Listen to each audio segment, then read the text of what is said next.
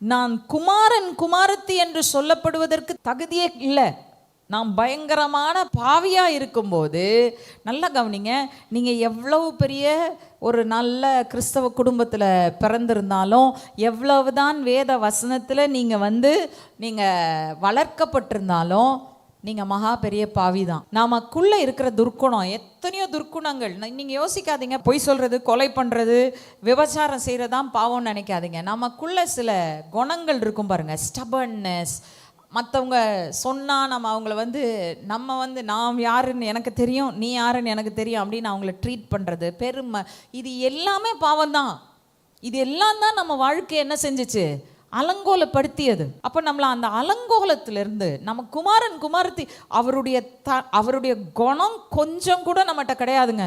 நீங்கள் என்னதான் கிறிஸ்தவ குடும்பத்தில் வளர்ந்தாலும் உங்கள்கிட்ட அந்த குணம் இருக்கவே இருக்காது.